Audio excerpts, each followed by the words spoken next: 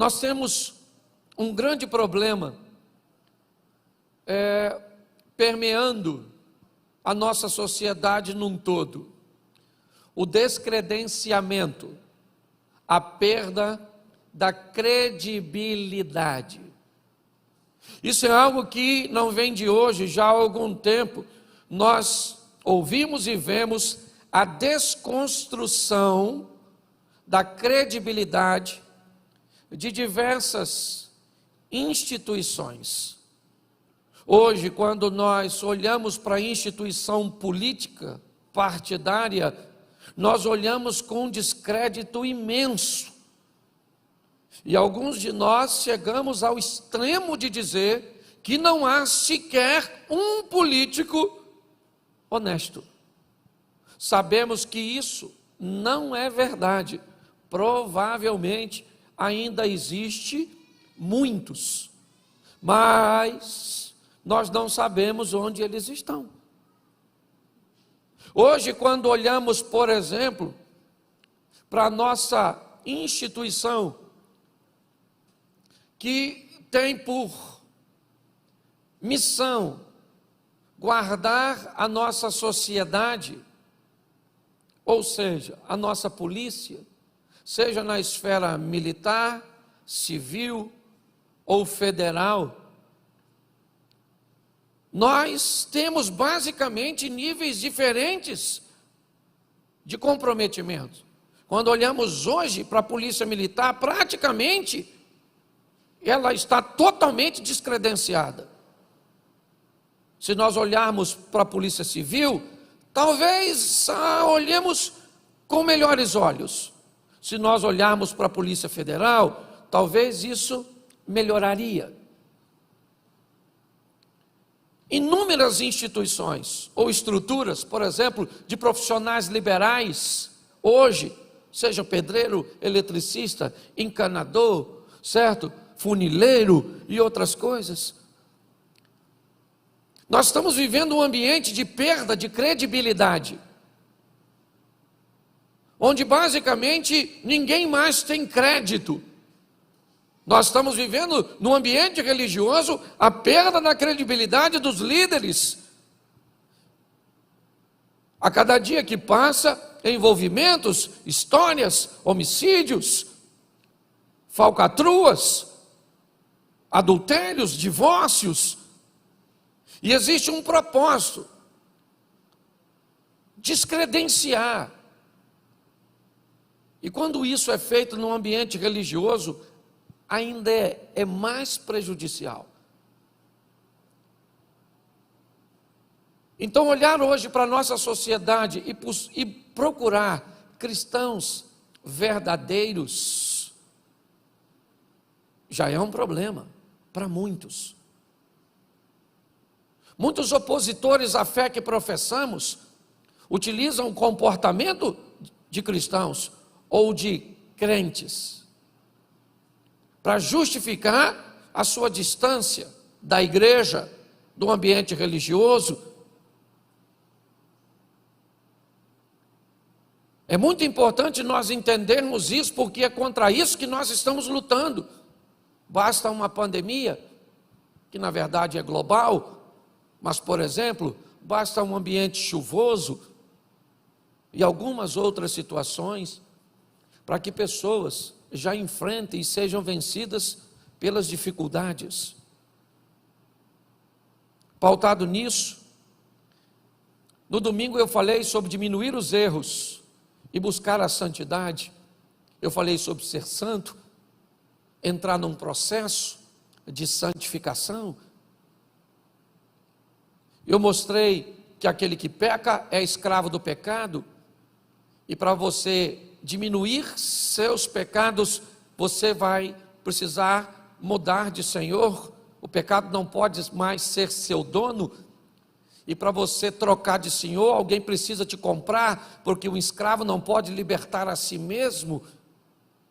Então Cristo vai à cruz e derrama seu sangue para nos comprar do pecado e nos fazer verdadeiramente livres, onde temos a opção de servi-lo ou não.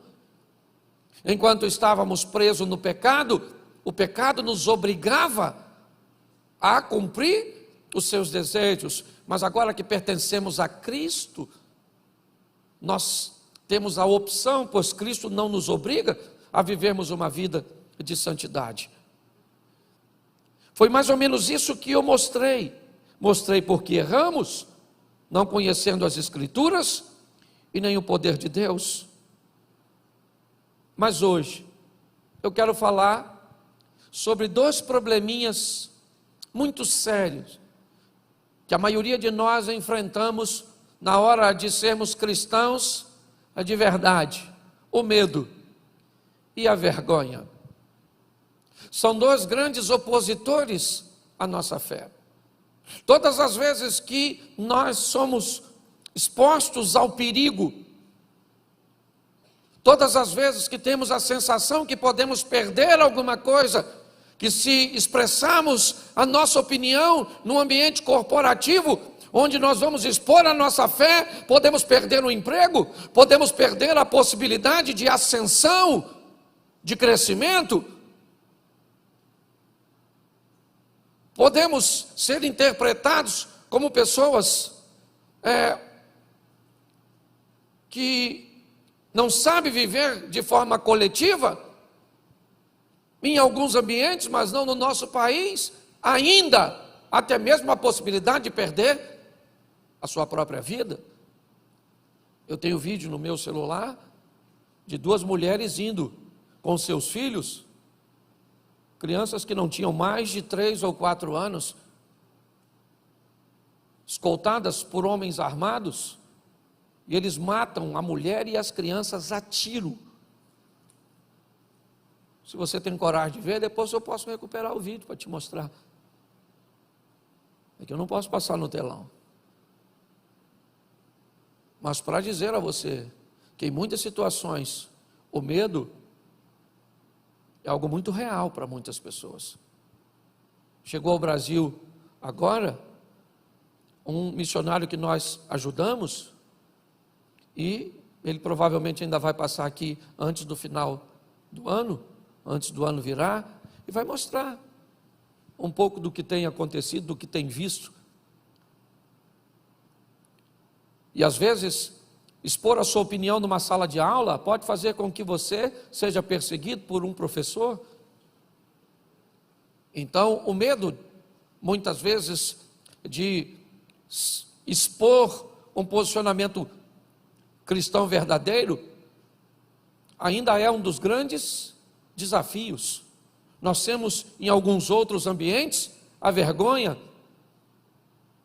para não ser feito motivo de chacota, para que não façam brincadeirinhas, para que não te exponha. Muitas vezes você opta a não dizer na escola, a não dizer no meio dos seus amigos, a esconder de algumas pessoas porque você se envergonha. É um grande desafio. O ambiente que nós estamos vivendo é cada vez mais desafiador.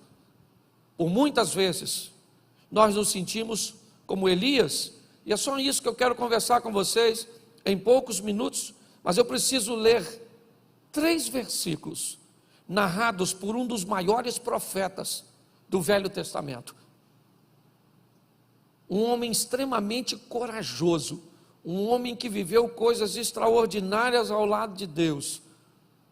Mas eu preciso que você leia, coloque para mim, primeiro livro dos Reis, capítulo 18, verso 22. Capítulo 18, verso 22, primeiro livro dos Reis. Então disse Elias ao povo: só eu fiquei por profeta do Senhor, e os profetas de Baal são 450 homens. Capítulo 19, verso 10. E ele disse: tenho sido muito zeloso pelo Senhor, Deus dos exércitos, porque os filhos de Israel deixaram o teu concerto, derribaram os teus altares e mataram os profetas à espada. E eu fiquei só, e buscam a minha vida para me tirarem. ainda no capítulo 19, no verso 14. E ele disse: eu tenho sido extremamente zeloso pelo Senhor Deus dos exércitos, porque os filhos de Israel deixaram o teu concerto, derrubaram os teus altares e mataram os teus profetas à espada. Só eu fiquei e buscam minha vida para me atirarem. Feche seus olhos neste momento. Senhor nosso Deus e Pai, em nome de Jesus, queremos continuar ouvindo a Tua voz. E fala conosco, Senhor, que Teu Espírito tenha liberdade de agir, que todo medo, ó Pai, porque o verdadeiro amor lança fora todo medo, que toda vergonha, que tudo aquilo que não provém de Ti, ó Pai, saia do nosso coração, e que a coragem, que a segurança, que vem das Tuas mãos poderosas, tomem a nossa vida, tomem o nosso posicionamento, em o nome de Jesus. Amém. Glória a Deus. Amém? Isso. Para você entender o que está acontecendo, ainda no capítulo 19, no verso 18, olha só o que Deus vai falar. Também eu fiz ficar em Israel 7.000, todos os joelhos que não se dobraram a Baal, e toda a boca que não o beijou. Preste atenção, porque o que está acontecendo com esse profeta não é muito diferente do que acontece conosco, do que nós sentimos em muitos momentos da nossa caminhada cristã, nos diversos lugares que compõem o nosso estilo de vida social. Nós estamos olhando Elias, o profeta, por 3 vezes, e isso ainda é mencionado lá no Novo Testamento, em Romanos, mas por 3 vezes aqui, ele está falando sobre solidão, falando sobre um estilo de vida onde ele se sente só, onde tem poucas pessoas para oferecerem apoio umas às outras. Elias está se queixando de que o ambiente que ele está inserido é um ambiente tão contaminado, é um ambiente tão inapropriado, porque como alguém se sente só no meio de um povo que Deus formou? Esse cara não está na Babilônia, não está na Síria, não está na Pérsia, não está na Grécia, ele não está em Roma. Esse camarada, ele está em Samaria. É importante nós entendermos isso. Esse é o território do povo de Deus. Esse é o povo cujo qual Deus entrou com mão forte no Egito para tirar. Essa é uma geração mais à frente daquela que viu os milagres, que entrou em Canaã. Então esse camarada poderia se sentir sozinho em qualquer ambiente, mas não nesse. Esse indivíduo está dizendo: eu fiquei só, num ambiente onde só Baal tem 450 profetas, Azera tem mais 400, metade desse governo é pagão. O rei Acabe é casado com Jezabel, filha de Etbaal, rei dos Sidônios. O que nós estamos olhando é um ambiente totalmente hostil, inóspito, inadequado, que tem por propósito acovardar as pessoas, matarem os profetas, e aqui matarem no sentido literal. Hoje, o propósito também é matar, destruir a nossa fé, a certeza da vitória que Deus nos promete.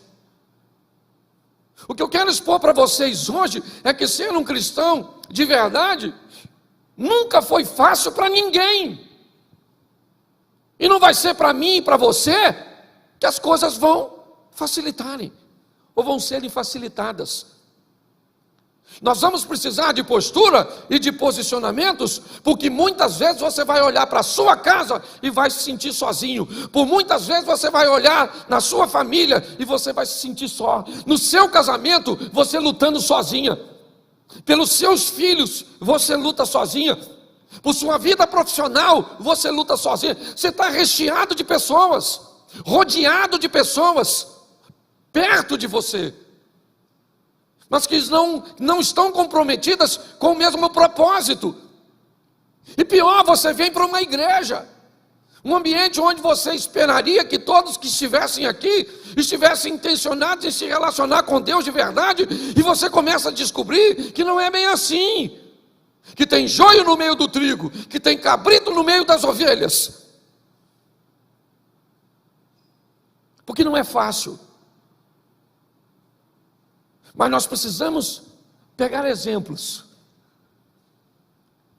porque Elias disse: eu fiquei só 3 vezes, mas no verso 18 Deus falou assim: Elias, deixa eu falar uma coisa para você, eu conservei 7.000, o cara estava achando que era a última bolacha do pacote, e Deus está dizendo para ele: 7.000 eu separei, que não dobraram os joelhos, nem beijaram a Baal.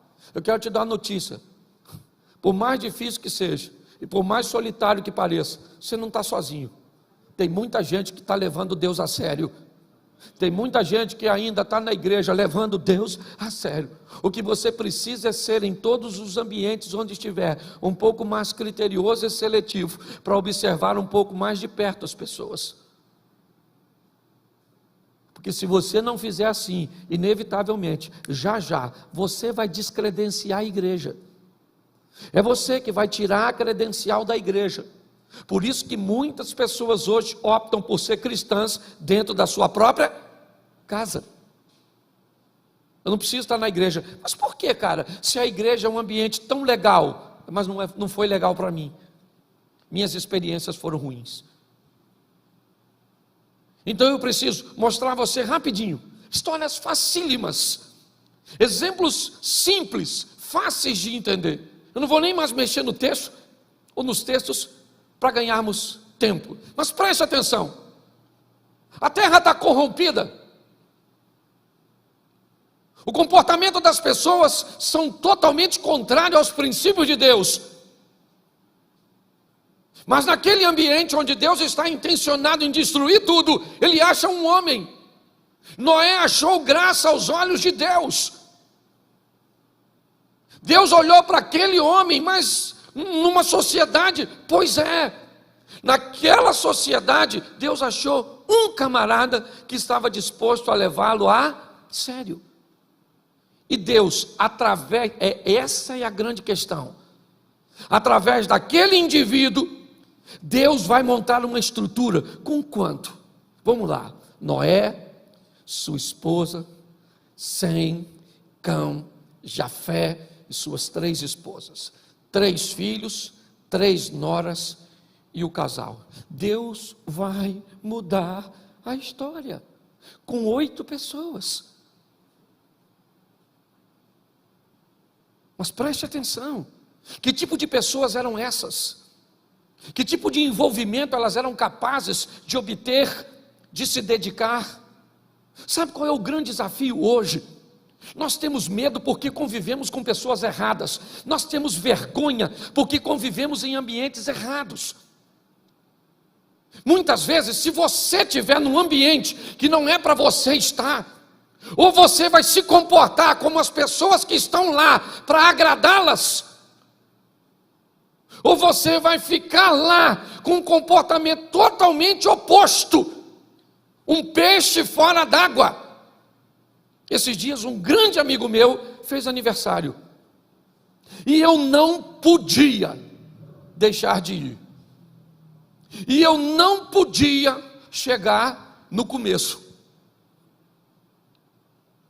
Ia ser um almoço, eu não podia ir no almoço, eu tinha um compromisso, e eu tinha que chegar lá por volta de 3, 4 horas da tarde. Cheguei em casa de viagem, tomei um banho e fui no compromisso, no aniversário do meu amigo. Não podia deixar de ir, o cara é meu amigão. Quando eu cheguei com o carro no sítio, a música já dizia mais ou menos o que estava acontecendo no ambiente. A música já falava para mim: Cláudio, o que é que tu está fazendo aqui? Eu falei, e eu respondi para mim mesmo: eu vim dar um abraço no meu amigo. Menino, eu cheguei. Ó, até o cachorro estava bêbado. A mulher bêbada, os homens bêbados, tudo mesmo. Eu olhei e perguntei de novo para mim: Cláudio,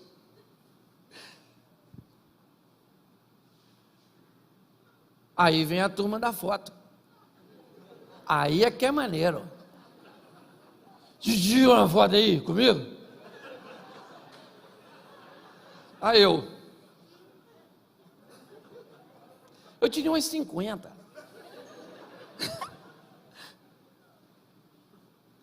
Pelo menos 3 desses 50 jogou cerveja em mim. Entendeu? Aí tinha umas donas meio bagunçadas, olhando para mim esquisito.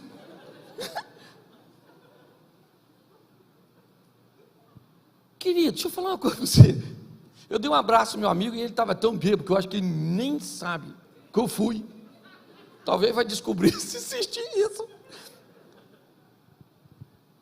Aí eu cumprimentei, dei um abraço, comi um pedaço de carne, fiz aquela. Fiquei uns 30, 40 minutos, onde a maior parte foi de foto.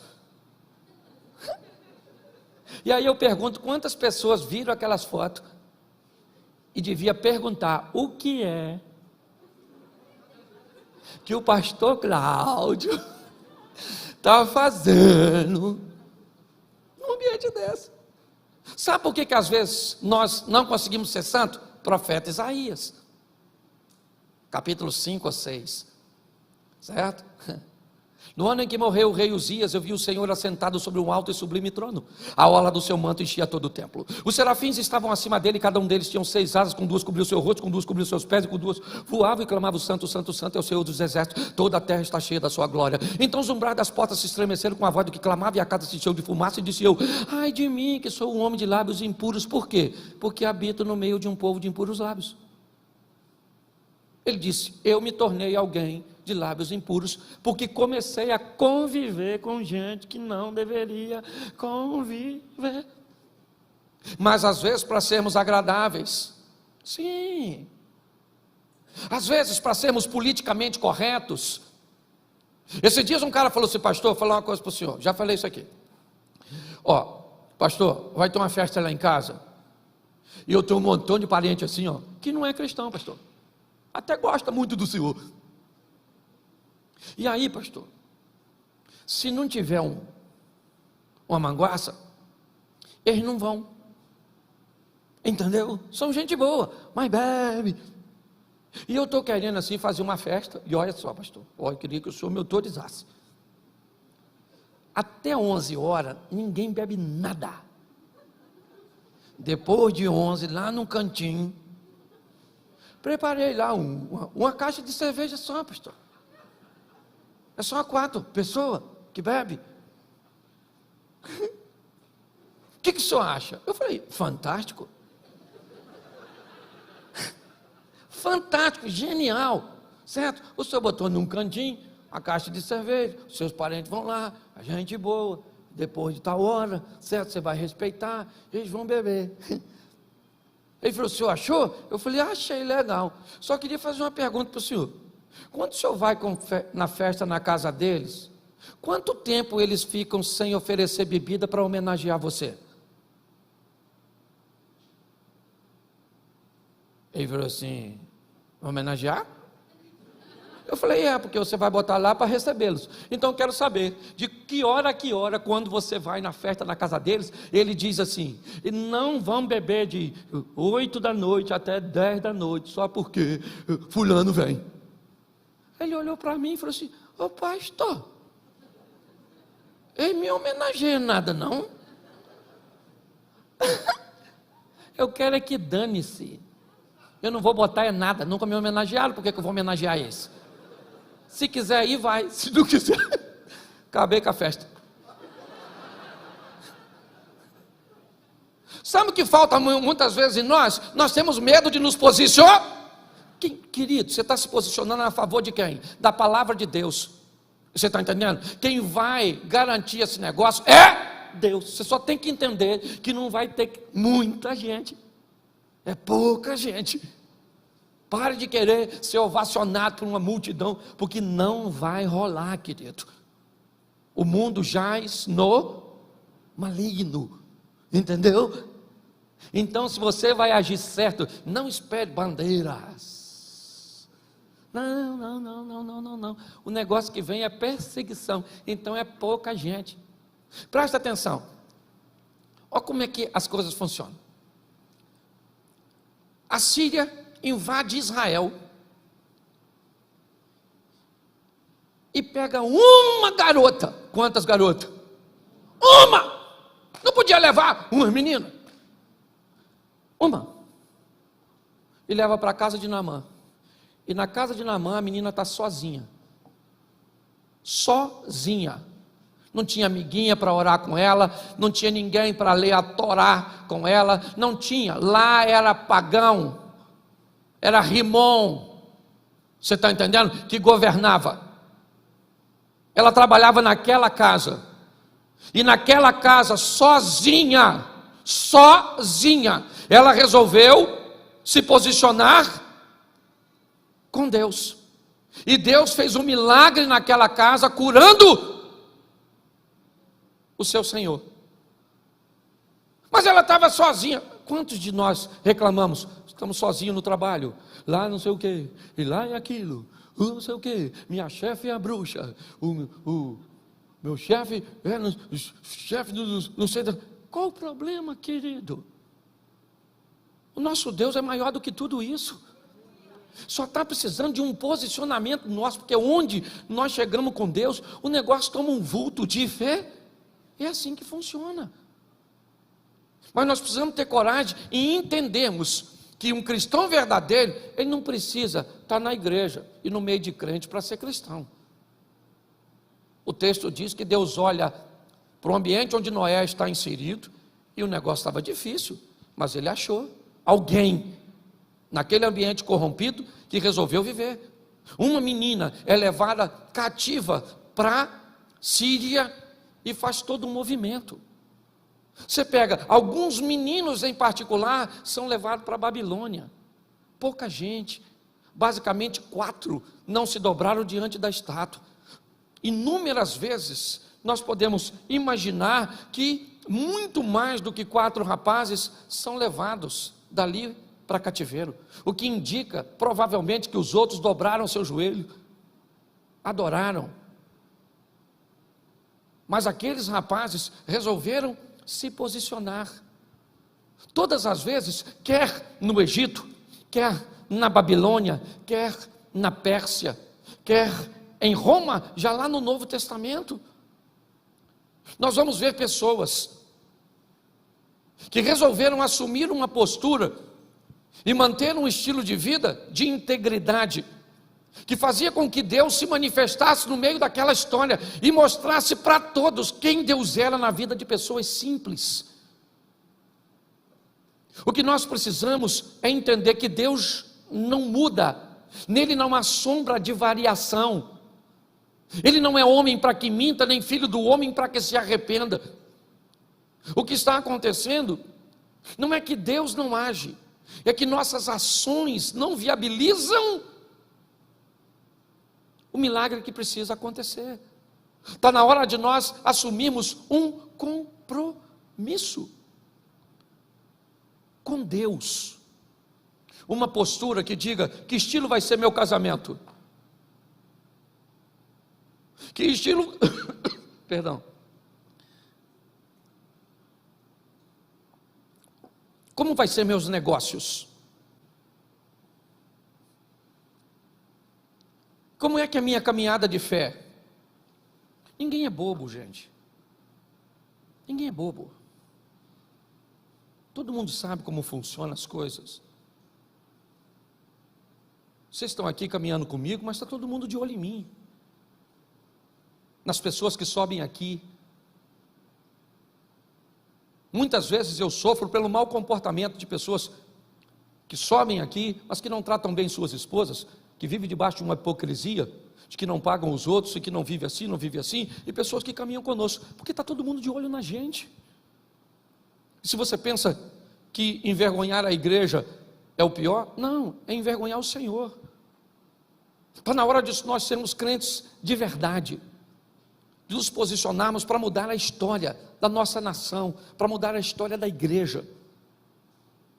Nós estamos precisando viver isso. Ah, pastor, mas é um ambiente desafiador, com poucas pessoas? Sim. Isso é uma grande verdade, mas é possível. E o que isso pode fazer na minha e na sua vida? Criar um ambiente extraordinário de milagres, de resultados extraordinários. Eu não tenho nenhum problema com pessoas que vêm em busca de soluções materiais para a sua vida. Não, nosso Deus é misericordioso, Ele é dono do ouro e da prata, Ele abre portas onde portas não existem, Ele abre janelas dos céus, Ele é um Deus provedor, é o Jirê, Ele é o Rafá, Ele cura, é o Deus de paz, e tudo isso é verdade. Mas a minha pergunta, a pergunta que tem permeado a minha mente é: se Jó, que era um cara igual a mim,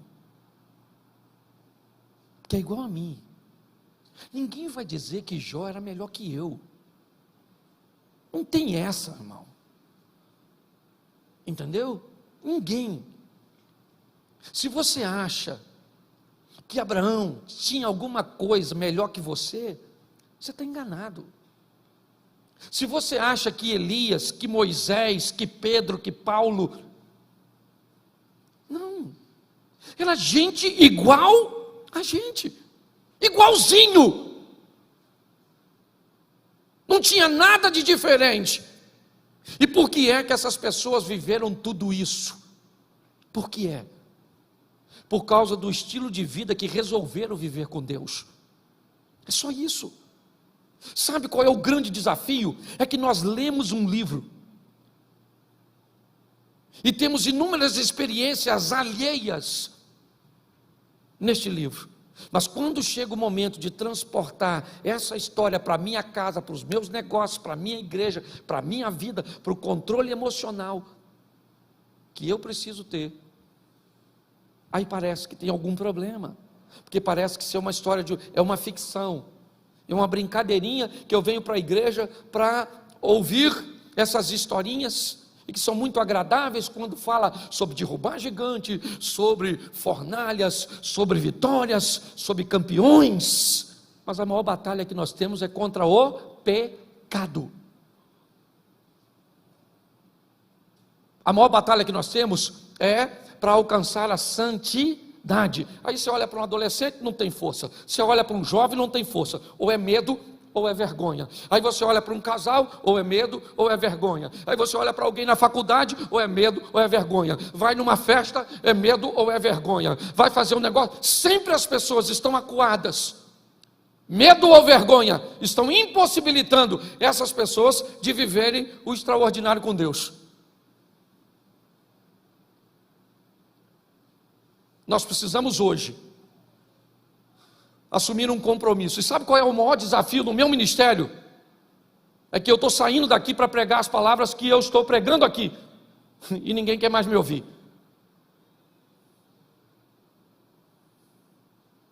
Eu tenho provado isso em alguns lugares por onde tenho passado.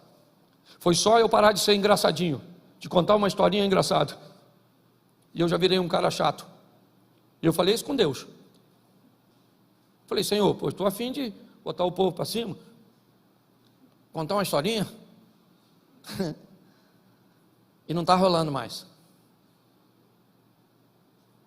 Você sabe por quê? Porque nós estamos em última hora. Jesus está voltando. E antes da gente ir embora, Ele está querendo nos dar uma oportunidade de vivermos o extraordinário. Você tem que sair daqui, querido, para pegar seu casamento e botar ele assim. Mas pensa naquele casamento que sua mulher vai olhar para você e vai falar assim: caraca, maluco, menino, o que foi? Você nasceu de novo? Que homem é você? Que isso? Vou botar até mais 3 alianças? Hã? É seu marido olhar para a senhora e dizer: pastor, Jesus está voltando mesmo. A mulher está cara, parou de brigar. A mulher está doce, que eu estou até estranhando, pastor. Não sei se é eu que vou morrer ou ela. Olhar para seus filhos e dizer: gente, que menino inteligente, obediente, limpinho. Que menino educado, bem mandado. Que sogra é essa, Jesus? Onde estava essa mulher que eu não vi? Que mulher extraordinária, isso tinha que ser minha mãe. Não era a mãe da minha mulher. Hã? Pensa. As pessoas olharem seu patrão, seu chefe, e dizer que quem é você? De onde você veio, rapaz? Chegando no horário, proativo, alta produtividade. Mas sabe o que acontece? A gente chega, a pessoa olha e diz assim: aí ó, chegou. Seu pai chegou, menino. A paz acabou. Os meninos estão aí? Tá, por isso que está tudo bagunçado desse jeito. Sua mãe está aí, não está? Pare para pensar. Está na hora de nós vivermos o incrível, o extraordinário. Sei que tem pouca gente. Esse montão de gente que está aqui ouvindo, e até tem muito mais talvez na internet, se é que não saíram, uma maioria quando me ouviram falar, porque o assunto não é tão interessante. Pergunto eu, dá para ser cristão de verdade? A pergunta é essa: dá para ser? Dá para fugir do pecado? Dá para olhar e vai dizer: quem olhar para mim vai ver Deus na minha vida? Você sabe o orgulho que eu tenho desse negócio? Eu estou chegando em casa cansado, um camarada parou, abordou minha mulher lá em casa, quando eu estava chegando hoje. Um caminhão, e eu doido para entrar em casa. Minha mulher falou: quero falar com você. Eu falei: quer entregar alguma coisa? Não sei, quer falar contigo. Aí eu abri o portão: oi, pai, estou cá. Nossa, estou tão feliz de ver o senhor. O cara quase chorou. 2 homens. Desceu do caminhão para tirar foto comigo, me abraçou. Falou da importância das palavras que a mulher dele ouviu, que ele ouviu. Ele foi embora. Eu falei: Senhor, que maneiro. E eu nem queria atender o moço. Então deixa eu falar uma coisa para você, certo? O que falam de você quando você não está perto? Não precisa falar não. Hã?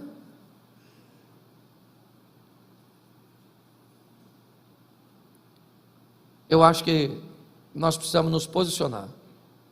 Cristãos de verdade, cristãos verdadeiros, eles têm medo, sim ou não?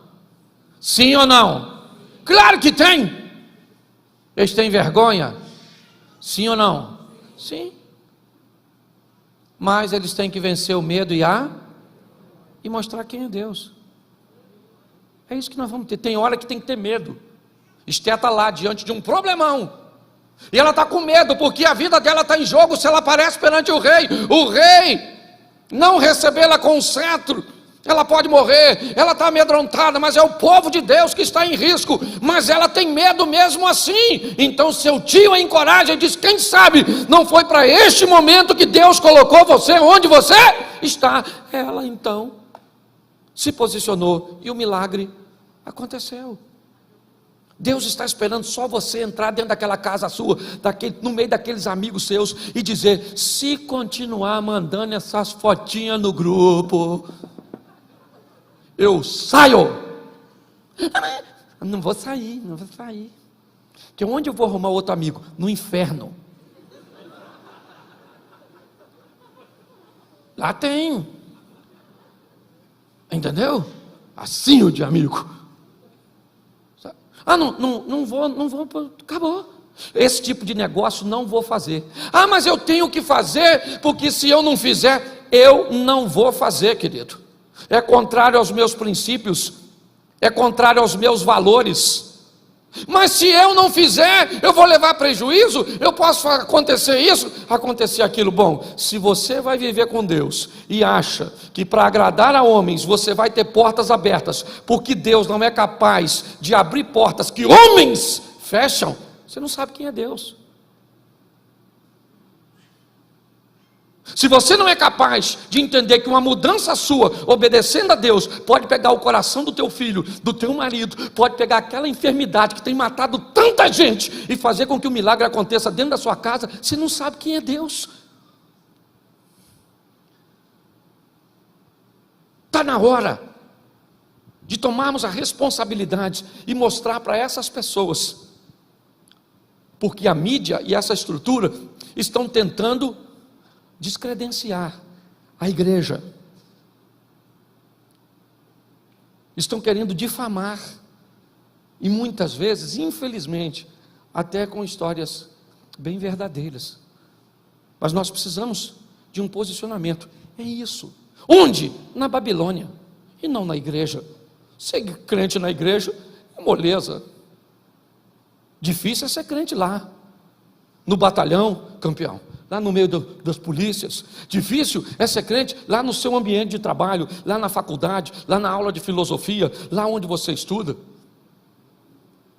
O desafio é exatamente esse, porque aqui é mole. Quero ver pegar você, isola você e coloca você como colocou a menina, na casa de um leproso, num ambiente totalmente hostil, e lá naquele ambiente a menina resolveu viver com Deus, e o milagre aconteceu, e eu tenho o hábito de dizer isso, a lepra daquele cara não pegou naquela garota, mas a fé daquela garota pegou naquele cara e mudou a vida dele.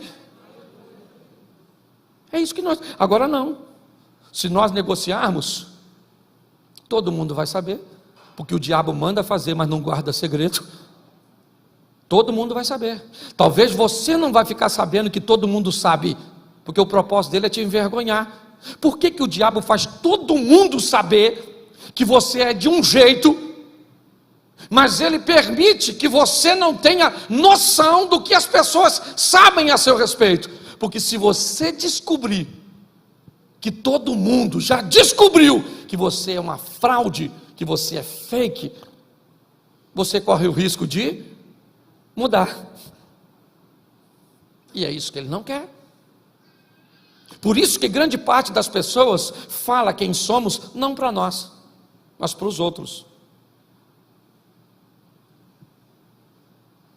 A igreja precisa, não de mais pregadores. A itinerância está acabando, pregadores itinerantes. Eu não sei se você lembra, mas alguns anos atrás você passava na Washington Luiz, na Avenida Brasil, e era outdoor espalhado por todos os lados com congressos, expondo 4, 5, 10, 15 preletores. Hoje a gente passa e não tem mais. Sabe por quê? Eu te falo. Homens que saem do púlpito e vão beber cachaça e uísque. Homens que saem do púlpito e vão para prostíbulos. Homens que só sobem no púlpito se receber ofertas astronômicas. Homens que sobem em púlpito e tratam as pessoas que o recebem de qualquer maneira. Homens que sobem para dizer coisas que eles não vivem. Fala de dinheiro, mas não oferta nem dizima. Homens que vão fazer turnês pelo Brasil afora de 20, 30 dias e deixam suas esposas.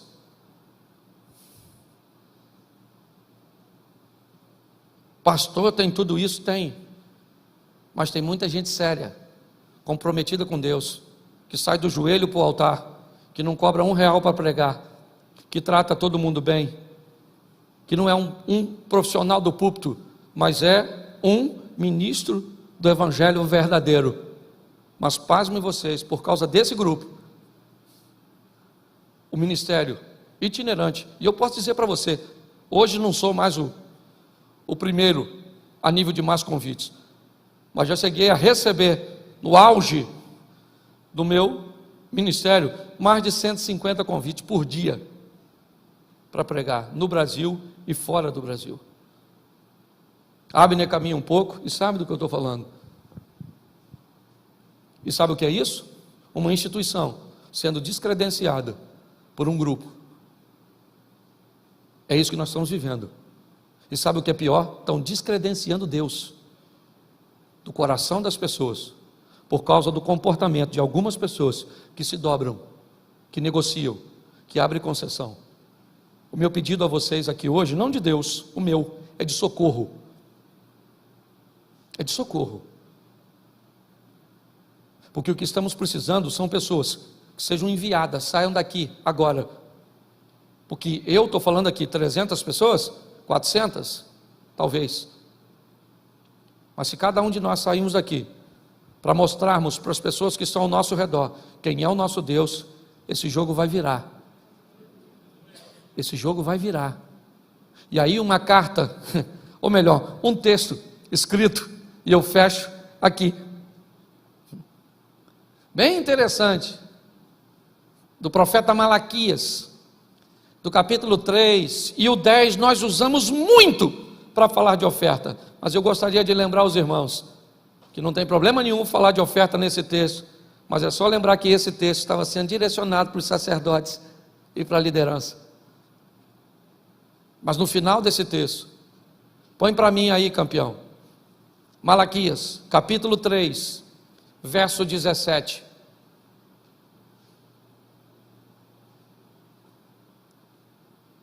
E eles serão meus, diz o Senhor dos Exércitos, naquele dia que farei, eles serão meus, diz o Senhor dos Exércitos, naquele dia que farei, serão para mim particular tesouro, poupa-lo-eis como um homem poupa o seu, ou o seu filho que o, verso seguinte, então, vereis outra vez a diferença entre o justo e o ímpio, entre o que serve a Deus e o que não serve. Deus não vai tolerar. E Ele pede de mim e de você uma mudança de postura.